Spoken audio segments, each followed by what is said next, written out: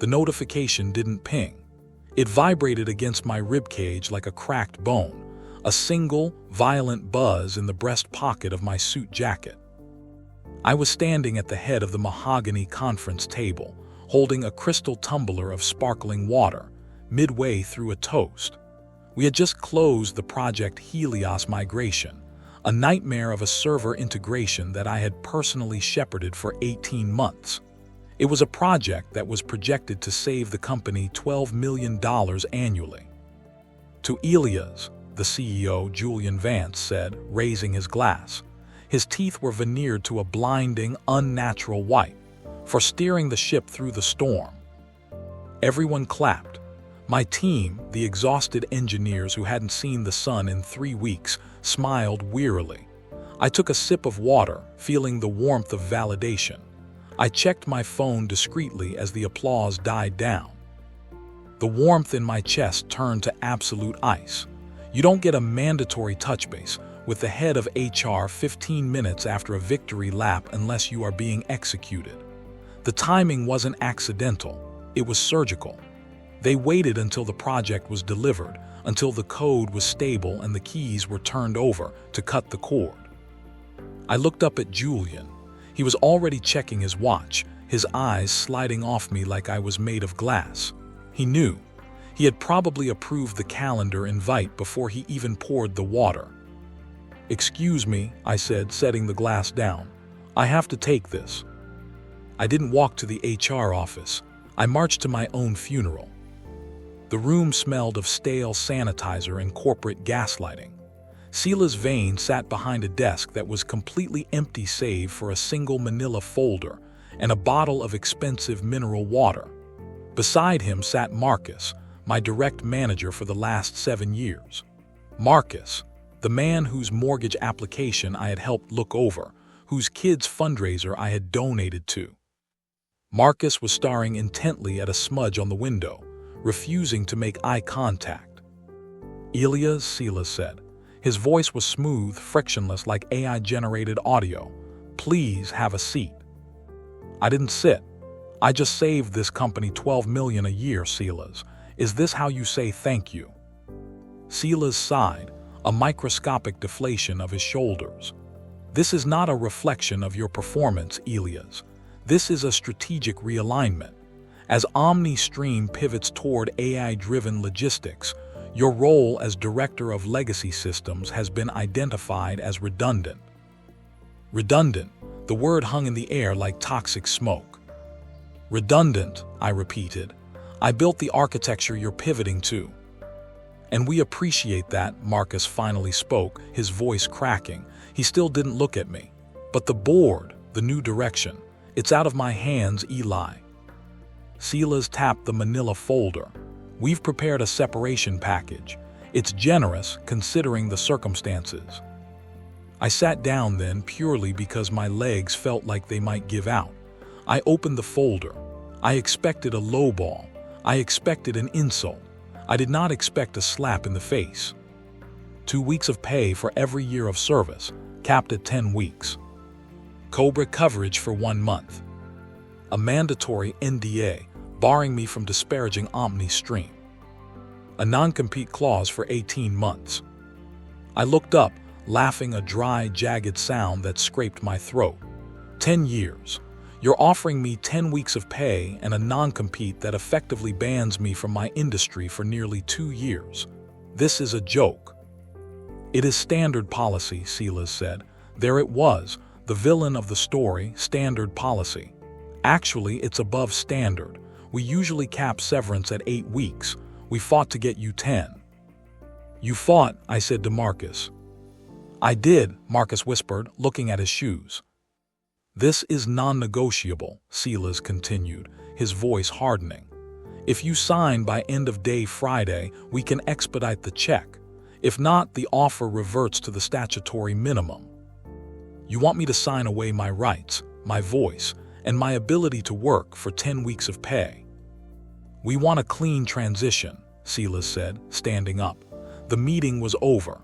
Security will escort you to your desk to collect personal effects. Your network access has already been terminated." I looked at my phone, 10:23 a.m., 8 minutes. It took them 8 minutes to erase a decade of my life. There is a specific kind of humiliation reserved for the corporate walk of shame. A security guard named Paul, a guy I used to high-five every morning, stood by my cubicle with a cardboard box, looking apologetic. "Sorry, Mr. Thorne," Paul mumbled. "Just doing my job." "I know, Paul." I packed quickly. My award for the 2018 data center migration, a photo of my late wife, Sarah, a stress ball shaped like a grenade, my fountain pen. "I need to export my contacts," I said, reaching for my keyboard. "Can't let you touch the computer, sir," Paul said gently. "Screen's locked." I looked at the monitor, account disabled, contact administrator. I was the administrator, or I used to be. As I walked through the bullpen clutching my box, heads turned. The engineers I had just celebrated with looked away, terrified. They knew how this worked. If the director could be walked out like a criminal, none of them were safe. It was a contagion, and I was patient zero. Marcus didn't come out to say goodbye. Julian was nowhere to be seen. I walked out the revolving doors into the blinding noon sun of the financial district, and for the first time in 10 years, I had nowhere to go. By 8:00 p.m., my apartment looked like the inside of a conspiracy theorist's mind. I had bypassed the cry in the shower stage and went straight to the burn everything down stage. A bottle of 18-year-old scotch, a gift from Marcus 3 Christmases ago, was half empty on the coffee table. My cat, Judge, sat on the armchair, watching me with yellow, unblinking eyes as I fed documents into a shredder. Were crunch employee handbooks, were crunch team builder certificates, were crunch the holiday cards signed by people who had just watched me get marched out like a thief. "Standard policy," I muttered to the empty room, pouring another glass. 2 weeks per year, capped. It wasn't about the money, really. I had savings. It was the erasure, the insignificance of it. They treated me like a depreciating asset they had finally written off the books. I grabbed a stack of old files from the bottom of my closet. This was the deep storage. Tax returns from 2014. My original lease. And there, tucked inside a blue plastic sleeve, was my original offer letter from OmniStream, dated a decade ago. Back then, OmniStream wasn't the titan it is now. It was a scrappy Series B startup. I was employee number 40. I took a salary cut to join them because I believed in the vision. I opened the document, the paper yellowing slightly at the edges. I scanned the familiar text: base salary, bonus structure, the archaic dress code policy.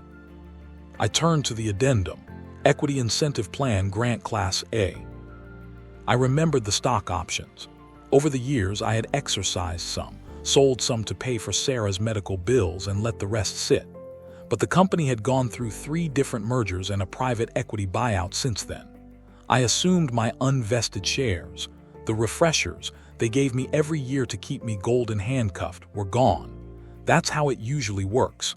You get fired, the unvested shares vanish back into the company pool. My eyes glazed over the legalese: vesting schedule, 4-year cliff. And then I stopped. I squinted, bringing the paper closer to the lamp. It was a paragraph near the bottom of page 6, a section titled Acceleration Upon Qualifying Termination. Notwithstanding anything to the contrary in the company's standard equity incentive plan, in the event of a termination without cause, as defined herein, or a constructive dismissal, 100% of all unvested option shares and restricted stock units granted to the employee shall immediately vest and become exercisable for a period of 90 days. I read it again. Then I read it a third time, tracing the words with my finger. Notwithstanding anything to the contrary. That was the magic phrase. It meant this piece of paper overruled everything else. It overruled the current handbook. It overruled Silas Vane's standard policy. I did the math in my head. I had been receiving heavy equity refreshers for the last 5 years as a retention tactic. Roughly 40,000 RSUs were currently unvested, sitting in a digital purgatory, waiting for dates in 2026, 2027, and 2028. At OmniStream's current private valuation, those shares were worth roughly $1.8 million. And Silas Vane had just handed me a separation agreement, offering me $35,000. My hands started to shake, not from the alcohol, from the adrenaline. "Judge," I whispered to the cat, "I think they forgot who they hired."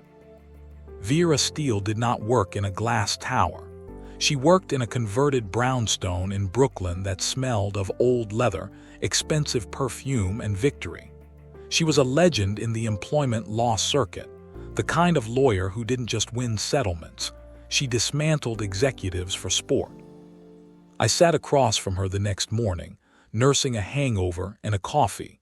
She was reading my original contract, her reading glasses perched on the end of a sharp, aquiline nose. She flipped the page, she paused, she flipped back. A slow, terrifying smile spread across her face. It was the smile of a predator spotting a wounded gazelle separated from the herd. "This is real?" she asked, tapping the paper. "Signed by the original founder," I said, "before he was ousted by the board. And they didn't ask you to sign a new agreement when the private equity firm took over."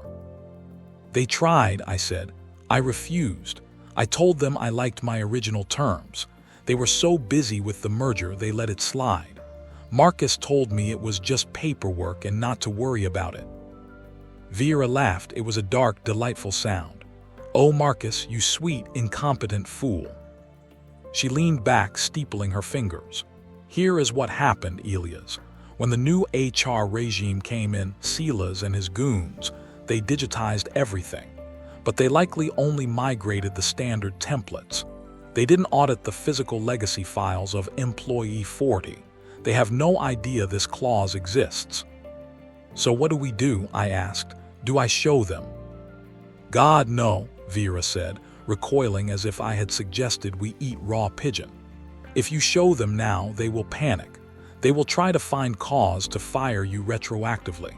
They will manufacture performance issues. They will claim you stole a stapler in 2019.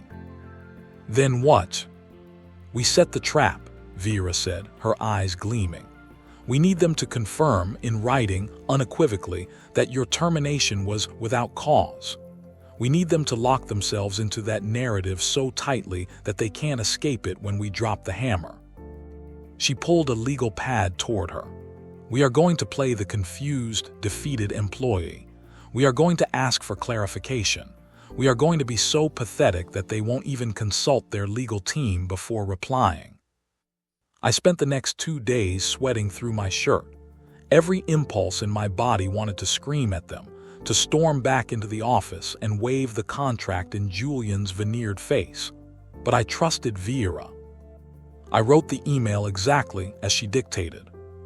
To Silas Vane, VP People Ops, CC. Marcus Renfield, subject. Clarification regarding separation agreement. Dear Silas, I am reviewing the separation package you provided. I am still processing the news, and obviously, the financial terms are difficult for me to accept given my tenure. Before I consider signing, I just need to clarify one thing for my unemployment insurance application.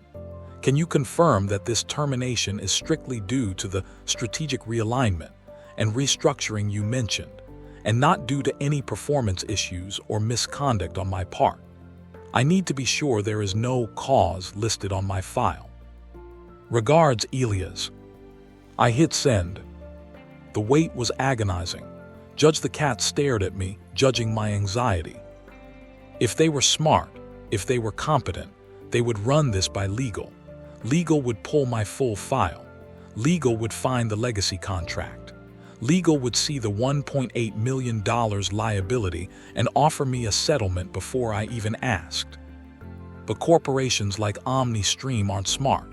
They are big, and bigness breeds arrogance. The reply came 3 hours later. From Sela's vain subject, RE, clarification regarding separation agreement. Elias, I understand this is a stressful time. To be clear, as stated in the meeting, your role was eliminated due to redundancy in the new organizational structure. This is a no-fault termination. There is no cause associated with your departure, and we will verify this for any unemployment claims. Please note the deadline to sign the agreement is tomorrow at 5:00 p.m. Best Selas. I forwarded the email to Vera. 2 minutes later, my phone buzzed. A text from Vera. Vera got him. He just signed his own death warrant. Meet me at my office tomorrow at 9 a.m. Wear your best suit. We're going to war. The morning of the deadline, I didn't wake up feeling defeated. I woke up feeling dangerous. Vera had drafted the letter. It wasn't just a letter. It was a tactical nuclear weapon disguised as a PDF. It didn't ask for permission. It demanded compliance. We sat in her office, the document glowing on her monitor. Ready, she asked. Send it. At 9:05 a.m., the email landed in the inboxes of Sela's Vane, Julian Vance, CEO, and the General Counsel of OmniStream. Subject, demand for immediate vesting of equity Elias Thorne. The body of the email was brief. It referenced the attached formal demand letter. It cited Clause 6.2, acceleration upon qualifying termination of the 2014 employment agreement. It attached Selas's own email confirming the termination was without cause. It concluded with a simple calculation. Total unvested shares, 42,500 current internal valuation, $43.50 share total due, $1,848,750. Now, Vera said, pouring herself a tea, we wait for the screaming to start. It didn't take long. At 9:18 a.m., my phone rang. It was Marcus. I let it go to voicemail. At 9:21 a.m., Marcus called again. At 9:30 a.m., a text from Marcus, Elias, pick up. There's been a misunderstanding. We need to talk. I didn't reply.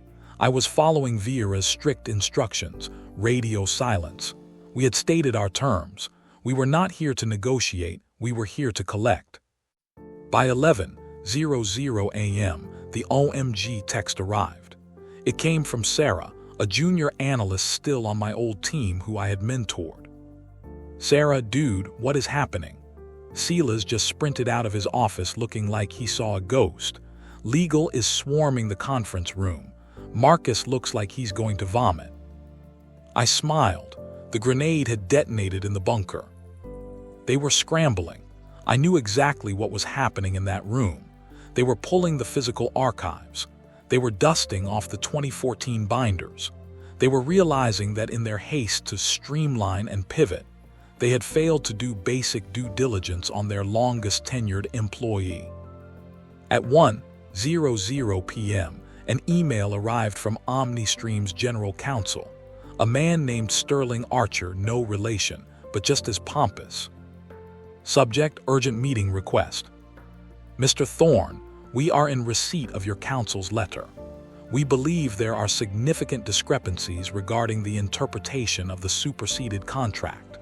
We would like to invite you and your counsel to a meeting at 4:00 p.m. today to resolve this matter amicably. Vera read the email and laughed. Superseded. Cute. They're going to try to argue that the employee handbook updates voided your contract. It's a bluff. She typed a reply. We will attend. Be advised that Mr. Thorne will not be signing any separation agreement until the equity matter is resolved. Walking back into the OmniStream building 48 hours after being escorted out felt surreal. The same security guard, Paul, looked confused as he badged me in. Good to see you, Mr. Thorne, he said uncertainly. It's a quick visit, Paul. We went to the executive boardroom on the top floor, the one with the view of the harbor. the one reserved for acquiring companies or firing CFOs. The atmosphere inside was funeral somber. On their side, Julian's CEO, Sela's HR, Sterling General Counsel, and 2 junior lawyers who looked terrified. On our side, me and Vera. Julian didn't offer me water this time. He looked furious. His veneer smile was gone, replaced by a tight, predatory grimace. "Let's cut the theatrics," Julian started as soon as we sat down. "Elias, you know as well as I do that the 2014 contract was a startup agreement. It was effectively nullified when we restructured in 2019. Vera didn't even look up from her notes. "Nullified? Can you show me the document where my client signed away his existing rights, a countersignature, an addendum?" Sterling, the general counsel, cleared his throat. "It is implied by continued employment under the new handbook policies. By accepting the new salary adjustments over the years, Mr. Thorne accepted the new terms." "That is an interesting theory," Vera said, her voice dripping with disdain. "But under state labor law, specific contractual terms regarding equity cannot be implicitly voided by a generic handbook update without consideration and explicit consent. Did you pay him to give up the acceleration clause? Did he sign a waiver?" Silence. "I didn't think so," Vera continued. "So the contract stands, and since Sela's here," she gestured to the pale figure at the end of the table, "was kind enough to put in writing that the termination was without cause, the trigger condition is met. You owe him the shares." Sela's looked down at the table. He was sweating visibly. "We are not vesting 40,000 shares," Julian snapped. "That represents a significant dilution event. It would trigger a disclosure to our investors. It's out of the question." "Then I suppose we go to arbitration," Vera said, closing her folder. "And of course, since OmniStream is preparing for an IPO next year, I imagine your S1 filing will look fantastic with a pending lawsuit regarding executive compensation fraud and wage theft." Julian froze. That was the leverage. The IPO. They wanted to go public. A lawsuit from a senior director claiming they were cheating employees out of equity would be radioactive to potential investors. "Governance failure," I said. It was the first time I had spoken. Julian's eyes snapped to me. "What?" "If you fight this," I said calmly, meeting his gaze, "it becomes a matter of corporate governance. It means HR and legal failed to vet executive contracts before a termination. The board will have to investigate how this oversight happened. And when they find out Sela's fired me to save $35,000 but cost the company $1.8 million, well, I don't think I'm the one who will be looking for a job." The room went dead silent. The air conditioning hummed, sounding like a roaring jet engine. I saw the calculation happening behind Julian's eyes. He looked at Sela's. He looked at Sterling. He realized he was cornered. If he fought me, the scandal would be worse than the payout. If he paid me, he took the hit, but he could bury it. "We can't give you the shares," Julian said, his voice quieter. "The equity pool is locked for the pre-IPO audit." "We don't want the shares," Vera said. "We want the cash equivalent, based on the last 409A valuation." "That's nearly $2 million, Sterling hissed. 1.85, Vera corrected, plus legal fees and the full 10-week severance, and no non-compete. Julian rubbed his temples. He looked like he had aged 5 years in 5 minutes. He hated me. He hated Vera, but mostly he hated Sela's vein. "If we agree to this," Julian said, "immediate effective date, complete release of claims, and a strict NDA regarding the settlement amount." "Done," Vera said. And I added, leaning forward, "I want to keep my laptop." Julian looked at me baffled. "The laptop? It has photos of my wife on it. I want it unlocked and wiped of company data, but I keep the hardware." "Fine," Julian spat. "Take the damn laptop." The wire transfer hit my account 3 days later. $1,865,000. I stared at the number on my phone screen. It was more money than I had made in the last 10 years combined. It was freedom. I didn't celebrate with champagne. I bought a really expensive scratching post for Judge. I paid off the rest of my mother's mortgage. And then I booked a one-way ticket to Tokyo, a trip Sarah and I had always planned but never took because I was too busy with work. 2 weeks later, I was sitting in a cafe in Shinjuku, eating ramen when I checked LinkedIn. Update, Silas Vane is open to work. Update, Marcus Renfield has left OmniStream. Apparently, the board didn't take kindly to the governance failure after all. The mistake was too expensive to ignore. Julian had cleaned house to save his own skin. I closed the app. I took a sip of the broth. It tasted like justice. They tried to erase me. They tried to discard me like a line of bad code. But they forgot the first rule of legacy systems. Always check the documentation.